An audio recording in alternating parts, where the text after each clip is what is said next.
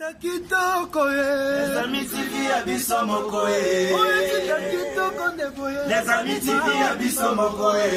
Image qualité de boye. Les amis TV abisso mokoe. Image kitoko de boye. Les amis TV abisso mokoe. Image ezangali kwanza. Les amis TV abisso mokoe. Botala ba film botala onyo. Les amis TV abisso mokoe. Bofinga batonga botonga. Les amis TV abisso mokoe. Image qualité sans boye. Les amis TV abisso mokoe. Le banda boni.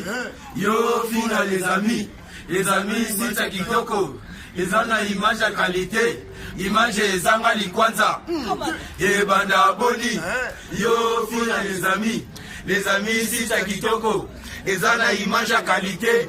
Image ezanga likwanza. Les amis TV abisso mokoe. Les amis TV abisso mokoe. Les amis TV abisso mokoe. Les amis TV abisso mokoe. Les amis TV abisso mokoe. Babi papi mokoto. Président Eli. Bon, de Matongé. Master Nangai, Master Célestine. Yo yebina lela au fort mon ami. Maman na site. Monde entier. Mama Sika Yangoyo. Les amis TV. Papi mokoto. Sur le moteur à théâtre. Artiste, musicien, politique, sport, les amis TV, ça polémique. Papi Mokoto, travaillé. Président Eli, il y a pas d'amatonné. Balamatongé, sauf à l'amatonné, tu es bien que sauf à l'amatonné. C'est quoi, c'est bon, moi l'amatonné solo. Oui, Papi Mokoto. Biso tout. Total à rien. De besoin, Olobani. Papi Mokoto, les amis TV. Là, on a image qualité qui togo. Nabise makambo zawana yende makambo oyo sita kitoko de boye. Les amis TV abisso mokoe. Sita image de boye. Les amis TV abisso mokoe. Image qualité sans boye. Les amis TV abisso mokoe.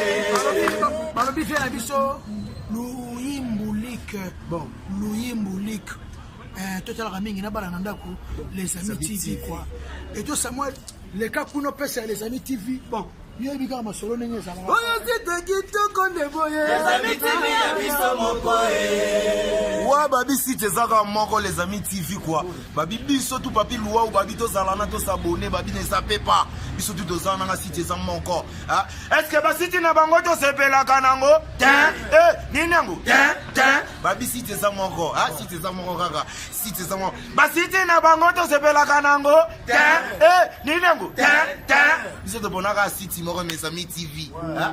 Venanga yo abora pour. Ya Loba Sakola Panza. Est-ce que la carte monde en Afrique aussi tu peux se payer la garantie? Les amis TV. Ma finga batonga bakanga pamba. Si tu ne se payer la garantie. Les amis TV. oyo sita kitoko de boye. Les amis TV abisso mokoe. Image qualité sans boye. Les amis TV abisso mokoe. Bafinga batonga biso c'est les amis TV abisso mokoe. Ah oui, fidèles téléspectateurs, bienvenue dans votre émission, l'actualité du moment dans votre chaîne, Les Amis TV. Balobi, abonnez-vous massivement, tapez www.lesamitv.com. Abonnez-vous pour plus d'actualités. Balobi, l'actualité du moment, n'allez pas les chercher ailleurs, juste à Les Amis TV. Les Amis TV. Notre devoir est juste de vous informer au temps réel. Et celle qui est devant vous me sent tellement trop. Donc, Miska, aujourd'hui, on va essayer un peu de parler avec la population par rapport, il y a Mambuzo Lekanamboka, par rapport il y a 17 ans, il y a le président de la République, Nabiso Assali déjà, le président Joseph Kabila, et par rapport, il y a candidature, il y a Martin Fayulu, opposant Tchakié et Mimi Mouamboutou. On va essayer un peu de débattre ça avec la population. Mais avant tout d'abord, essayer un peu de donner la parole à la population. J'aimerais d'abord dire... big dédicace à mon boss, c'est lui que j'appelle Papi Mokoto, c'est lui que l'habillement respecte. Et pourquoi pas à mon compagnon de lutte, Babi Ballon d'Or, mon ami privé, donc Dimitri. Et là, j'en profite déjà pour essayer un peu de parler avec la population. Et tout, et banane, Mamambo Kango, désolé, et tout. Là, Bonjour. Bonjour. Tala nos caméras, bonne santé. Santé normale. Ce qu'on s'est présenté, Banamboka, Bolanda, partout dans le monde entier, Bolanda. Bon, on a Rodrigue Njoli, na fandi na quartier Yolo commune à Kalamu. To betano masolo to moni bino moko opposition botiaki candidat commun na bino Martin Fayulu après quelques heures et comme sous benda bika o base boy mais bino moko base de bondima kiet. Bon, tondima kie bango soki ba boy wana makambo ya politique lo ba ba vérité te moi tout la petite na kati zate. Vous l'avez dit parce que bino botiaki Martin Fayulu candidat commun il y a opposition et après après to moni na 10e rue bo se révolter bo créer bo tumbi apine bo tieku tout trouble par rapport à la population pendant la 10e rue.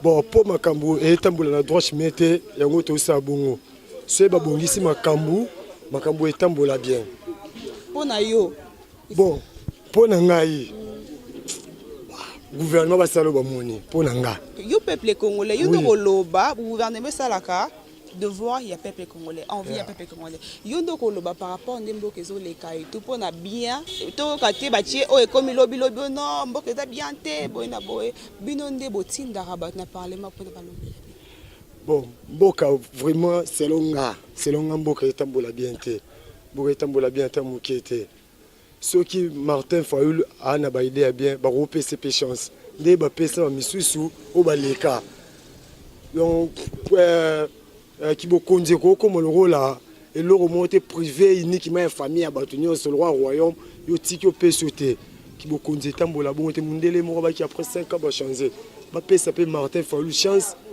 na ido azana ngo wana vi na ngai selon nga. Pour nous, tant que jeune, le président de la République a salé 17 ans dans le pouvoir. Pour nous, il y a bien ni moni à sali et tout par rapport à 17 ans, tout ça analyse na bilan naï. Bon, c'est tout sali bilan. La 17 ans toi sali. Pour nous, na mo eloko malonga te. Baloba ba jeune na ya Congo baza ba kolona baza ba électron ba kosi. Ngana il est traité, ngana za il est traité. Baza mona tangi na intellectuel. Mais pour nous, on a 17 ans, à ça, il aura malonga. Il y a des sala. Là, on va sala. 5 chantiers dans beaucoup na moni loroté. Pour moi, là, bébaki, to moni kout awa na bongolo, awa bazo bongi sanzela, bozo nzima pekate. Bongolo déjà zalaka bien. À rétablir bongolo, ndenge bukana ki bongo déjà zalaka bien.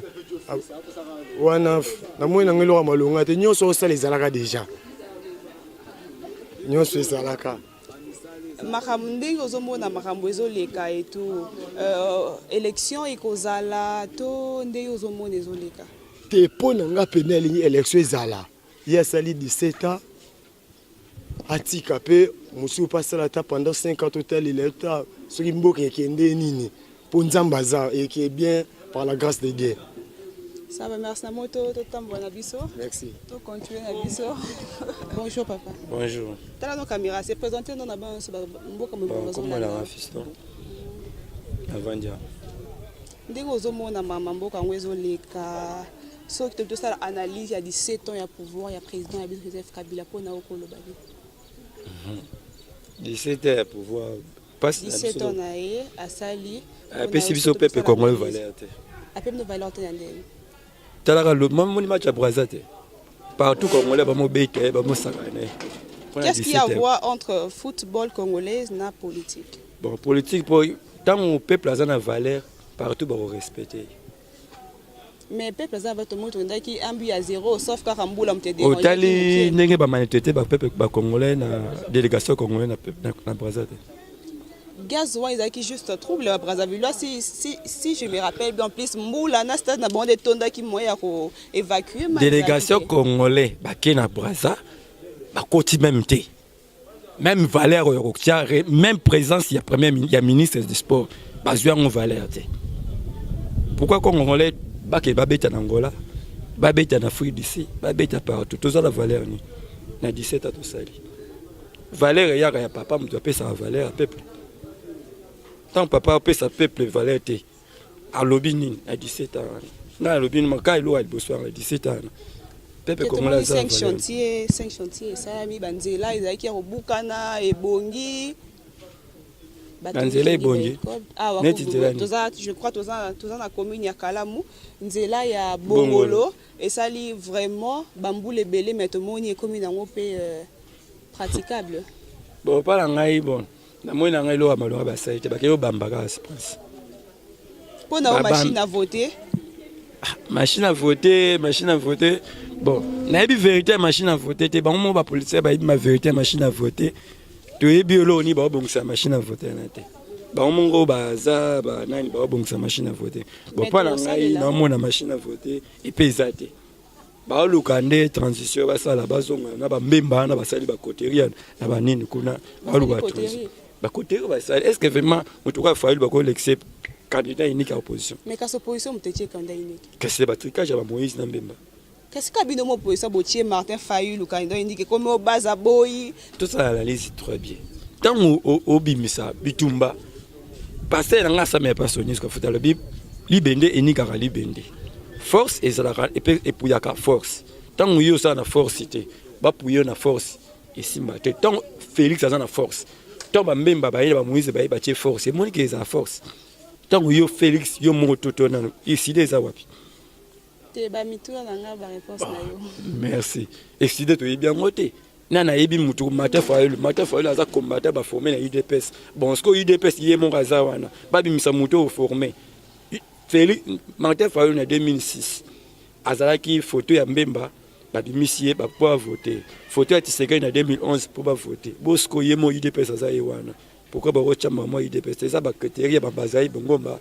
e ba bazai ba na ba Mbemba na ba Moïse po bango bakota na makambo wana eza mitema mabe balingi congolais te bakobaka ko moi peuple ka balingi congolais te balingi ne ba intérêt na bango kasi ka biso ba congolais nde tozo soutenir Martin Fayulu Carabiso Bakongola, de soutenir Dauphin à président de la République.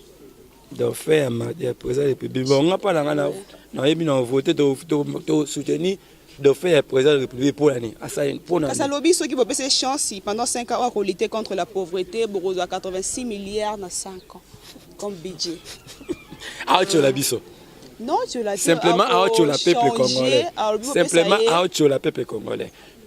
17 ans basali bazui force ya ko sala ta même 15 milliards te et bongo na 5 ans oya a comme ça déjà ko achola mukonzi na yeb kabila te akobakisa ya le plus 5 ans akobakisa un plus akobakisa un plus à lutter contre la pauvreté akopesa ba jeune misala akopesa ba jeune misala et ça c'est le gars na ba mona peuple congolais le quoi bazo balobala biso lokuta bakazani na o bango babi pouvoir ya ni balobi ni Dauphin azali ni continuité ya Kabila tango za na continuité mangamo ezalaki wana yango ekozonga lelo otali mamotangiti otanga mwana matangi banda na première ti ya komi na classe wa komi na ngo ba bombe na licence pour senga ba corriger examen na Kabobeti Masasi. Est-ce que c'est bien vraiment? Moi, du côté unique, ceux qui sont étudiants, se révoltent, qui sont droit à calme, il y a les canons bien parce que ici, droit il y a déranger la population. Il y a déranger la population. Il y a le bic et le tangi. Oh, tangi à 6 classes, peignons surtout ça pour déranger, pour révolter à Sili pour corriger Californie. Eh maman, tu peux sa valeur na biso peuple congolais ko. Tout qui na ba élection ko voter. Ko voter? Tout qui na ba élection. Deux hommes na élection ko zala to te. Élection ça na tantôt plutôt tous hommes na position dire élection exacte. Partout tous hommes na zo mon élection position na exacte. La petite date est le 23 décembre. Et tous les comment tu vas bien le côté ya kana la sincère vérité inescalée. C'était un plaisir, merci beaucoup. Merci. Tu continues à Bissau, je crois, pour finir. Là, c'était opinion à peuple congolais par rapport à Ndenge Leka, par rapport à candidat commun, Martin Fayulu, opposition, par rapport à Dauphin, il y a président de la République, Chadari. Bonjour, papa. Bonjour, maman. Tu as ton micro. On s'est présenté dans Bananion, Soyambo, Bazolando, partout dans le monde entier. Baïba Combo et tout. Non, merci. Il y a le bosso, comme on a Gladys Boké, c'est les grands maçons. Maçons Mouné Namboko. Obi Gladys. Oui, comme on a Gladys. Papa Gladys, ndenge mambango ezoleka. Ozomona ba élection le 23 ekozala bien et bien lieu. Bon, ndenge tozomonela ngona ndenge toyebela ngona ndenge bandela na évolution ndenge komi lelo. En tout cas pour nanga na moni ata pas mon côté oyo avancé. Même il y a 2006, même il y a oyo. Na mona ngelokama nazomona eloko malunga ezawana te parce que 2006 basala batosala ba élection il y a grave il y a dégâts. Et bah candidat au peuple bazalaka nango posa batia en place et que ba évoluer na peuple ensemble. Tout le monde to voter bango à 100%, tout le monde ba bimisela biso bango te basala ka ba tripotage na bango ndenge ba mesana tricage parce que mboka na biso oyo eza mboka tricage, mboka na biso oyo ekoma mboka moko ya ba parti pris. Donc mutu na mutu azozwa parti pris par rapport ya relation na ye to ya ndeko na ye to ya famille na ye to ya mutu mosongolo pakala bazata musu ekolo moko. Biso ba mususu d'autre côté donc baozwa biso le quoi toza ba congolais te le quoi toza batumo to outil étranger OK non ngayo liboso na terminal lo baboyo na congolais à 100% né grandi à Congo et bien nazo continue ko évoluer na Congo mais kama malamu na Congo awa ezate surtout au etali ba élection netinga na se décider ki na lobaki na ko voter les sous-souté pourquoi na lobaki na ko voter les sous-souté to na élection tout le monde partout dans le monde entier tant élection ezalaka. Tous en un moment élection et bandit. Tous ba carte d'électeur et comme ingonga ke noto ke na seni to ke no voter mutu na mutu ake asali makamunae. Mais eloko tozo ya komona mabe nini le tozo koma na ba irne ya vote oyo population azo voter azo tia comme candidat abima o balingi. Surprise comme ça tout le monde ba bimisel biso mutu mosusu. Or surtout bito la majorité ya vote oyo bato ba voter mutu o baso babimisi wana. Eza plus koleka. OK, mutone sengela a gagné. Mais tema to tala boye bangonde batu bazawana. Kasi candidat quand même Martin Fayulu ka rabino moronde bo opposition bo tindi bo délégué bo bimisi candidat quand même bino Martin Fayulu. Ka rabino mo se commission base boy. Basi soki zoboya to population soki zoboya Martin Fayulu eza na raison oyo bazoboyela. Jamais mutu aboya likambo oyo ya mabe ba osalo malamu. Oboya ngo soki eza mabende to boyaka. Donc tant au monde bazoboya bongo seke ba moni déjà que non ye ata ba bimise ba tche place wana azaka ka pion o bango bazui ba tche place wana. Si baboyi 4 ba accepter. Est-ce que mutu na faut ba bimisa? Mais ce moins d'abord un niveau bi candidat comment y opposition c'est-à-dire ba opposant ba délégué ba bimisi. Mais donc après toi qui comprends musu sokoto rota 10e mois botumba ba puné bo sali trouble ba petit ba masasi et tout pona candidat comme obinomoko bo pona ki slogan mikole comme na Kinshasa baso ke boitika kaka base wande bimisaki. Bon eza pona bongo te congolais soka tumbaka piné na nzela ezata mususu pona kosala ka moi revendication to mona ka bamboke belé revendication esale maka dès que ba population bimi na nzela sali revendication tout le monde a réaction pezwamaka mais ya mboka na biso au contraire tant bo bima bo sala revendication tout le monde a tokomaka agressé tokomaka mal à l'aise tokomaka menacer na ba armes zolanda biso na sima tokomaka menacer na ba mituko ya ba maya moto tokomaka menacer ba komolanda bino par-ci par-là kokoto la batuti na bandaku alors tozoyeba te est-ce que toza na moment ya élection oyo mutu nyonso sengeli aloba ndenge sengeli to toza na moment ya élection te wana tozoyeba te esika pe tozo comprendre te yango wana babi ba opposant bozo loba non à la machine à voter pourquoi non à la machine à voter parce que machine wana depuis to banda makamba ko voter machine wana ezalaka toujours na tracasserie ya makasi tracasserie ni eloko mutaye opposer candidature nous voter normalement et tout et qui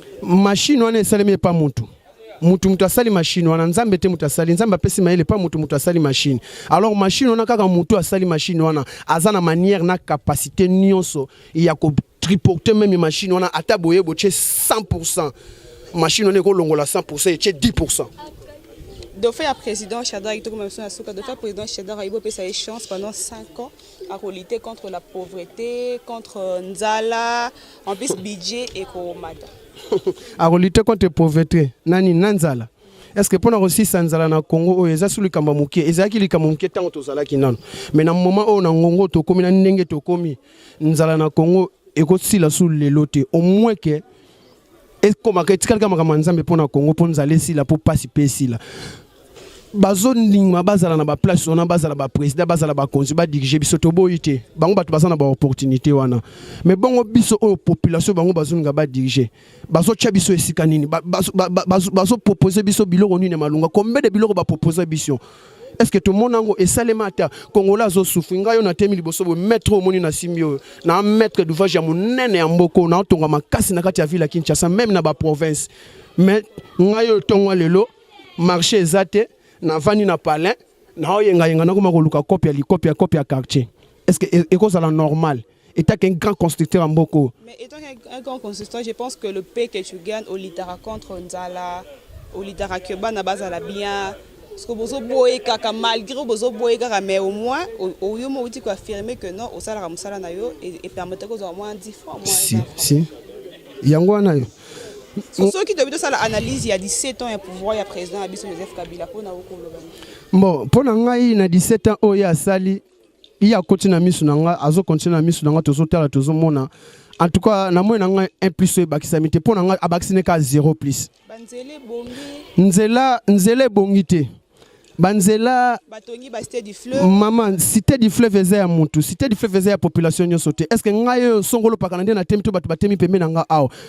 Akokende na cité du fleuve na akende akoti na cité du fleuve azwa ne fiske ji ya pamba est-ce que azana pema kozo yango azwango te cité du fleuve batongango pona bango moko baya ba o bazana ba bozuna ba possibilité na bango bato alikolo biso ba o ba peuple commun tozona droit te ko kota kuna parce que makoki ezate alors pona nga 17 na asali pona nga asaine eloko moko te batika biso tovanda calme to mesana banzala na bampiaka ndenge to mesana to kokufa te ba continuer ko soit parti puis ya ba famille na bango bazwa bango ba tchaka bango liboso ba pesa bango misala ya grave et biso to tika la rabongo. Merci na sepe na émission na bino na sepe na botuninga mituna posa ya peuple congolais zali misala ezate na mboka. Misala na mboka cela veut dire quoi? Bo créer moi ba société, bo créer ba compagnie. Tout le monde qui ba sera kala ya Mobutu. Ba compagnie ezalaki kili malgré moi nzala ezalaki mais je ne pense pas que ezalaki par rapport à ya lelo. Ba permako ezalaki ba permaza ba compagnie o senti que ba société ezali. Mutu nyonso na tongo ozo senti que na tongo bola muki na avenir, bozalaka sana avenir bana mibali bo mona ka 10 na kati avenir. Nona tshona baki wapi baki ko luka eloko peuple congolais azozela na maboko ko fungwa mande yango na tozo wa misala ba fungola ba compagnie ya mala ba compagnie ba ko fungola ngo pe kaka te pona bande ko na bango na babana na bango ba fungola ngo pe na population nyonso ya Congo pona congolais nyonso a participer azala wana azo moyen de vivre ya malamu. Merci Mbote na ba nyonso bazo landa. Bon, merci beaucoup. Mbote na repesa ka ya liboso na repesa na Mbote na bino moko nano. Et remerciement na ndenge bosali émission na bino ya mibale na pesika mbote na ba onyo so ba yebinga onyo so bazomona nga ya misatu na lobike babongisa ba soigner babongisa pardon na tiki Congo gen ya yolo na maboko na bino donc Kamuchach sacré tout bino tout na tiki bino na ba mbote ya trop. Merci na sepeli. Bonjour. Bonjour. Kombo na banyo so Holanda. Merci. Yeso. Mais si par rapport à Mambo, quand désolé, l'élection le 23 au monde, on dit que ça la maté et ça la maté. Tu es bien noté, les autres dépendent de la banque. Qui va fixer le précis date le 23. Biso soué na biso et zalande bango balobi. Mais maram tozo mona, tozo ndimano te koza. Bon dimate pourquoi? Mais bilo soit ba kit électoraux au babongisaki. Président ya Seigneur Kolobake komi. Mais so bake vérifier nombre azo pesa ezo bima yango te yango nde ezo motiver biso to lobake élection ko zala tout comme pe ko zala te. Par rapport à Dauphin à président Ramazan Chadari dans le groupe ça 5 ans bon pesa chance à Kamambura pendant 5 ans pour lutter contre pauvreté en plus 86 milliards. Bon ça on a budget après 5 ans. Par rapport à ngai namoni maramba lobi wana pour na banaka na bango wana eza irréalisable pour anini mokonzi na ye o atikeli asali 17 ans toko koma même na budget ya ata 10 milliards te mais le peuple c'est chance peut-être chance ni to pesa bango da chance basali lorote. Mais Ramazan Chadari Dauphin président ada président teyé par quoi na moi na changement na yé pour na peuple congolais. Olobino bien, ya lobiaza candidat ya continuité. Donc il y a un candidat, il y a makambo yo mokonzi na ya atindi ao asalaki. Donc azane loko osalate. Pour un candidat continuité. Vous comprenez? Un candidat continuité. Budget et tikali kokoma paie même 10 milliards. Vous comprenez? Il y a un candidat continuité. Sur 86 milliards à nos et outa. C'est que baza conscient que babande ko iba. Baza conscient que mbongo ezaki na maboko ya batu. Aba ko lutter contre pauvreté na famille na banzala na mboka Kinshasa. Te wana eza ba mensonge eza lukuta pamo. Fallait mon continuer na banda ko lutter non pour ya candidat continuité. Donc un logo sala on continue kaka o mon continuer après. Maintenant masolo ya candidat Koma opposition Martin Fayulu les commissions so bazaboy.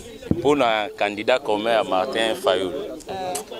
Martin Fayulu azane bien sûr azane abundi pe pona na nini mais pona ngai naza vraiment convaincu na choix na été na ma convaincu te po na kotala boy soit lobby ke o ye abunda pe yazwa azwa ba masasi yazwa nini eza pe na ba combattant ba yebani te misu bakufa donc bango pe to ke la musa bango to tia bango choix ya opposition te comprendre azana base te bon pe ça épée chance bon pe ça Martin Fayulu chance mama FCC ninga zabo ya ata ibino na yo comprendre te batu bazoloba ke Shadar azana na base te Shadar ayebana te mazaki na base pour azaki secrétaire général à PPRD azaki représentant à PPRD base ne des azaki mais yenda ayebana te donc comprendre ayebani parce que ba gouverneur nyonso bazanani batu nayi faut pas yebani vous comprenez mais ande monter na Fayulu na débit pour ça y peuple congolais to chuter pour ça peuple congolais ani je suis peuple congolais pour ça y peuple congolais pour ça peuple congolais mboka to pona mutu biso to olinga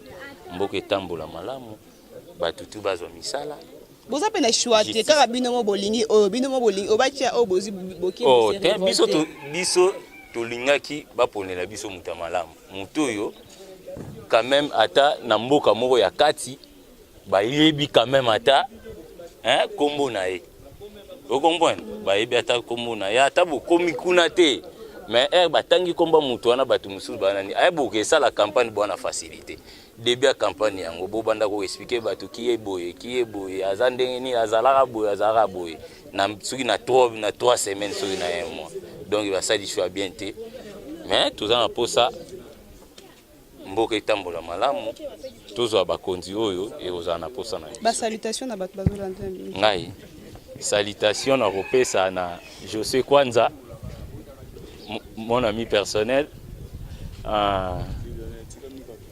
Jofis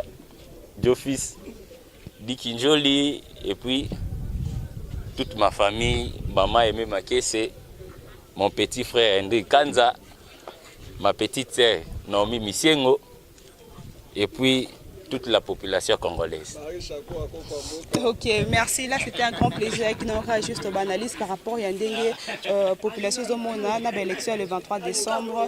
Il y a Martin Fayulu, candidat commun, il y a opposition, il y a dauphin, il y a président Ramazan Shadar, qui juste poser les Congolais, les chefs congolais, opinion un peuple congolais pour Namboka Bomba Limboka Bima. Et quant à moi, je vous demanderai juste de vous abonner massivement.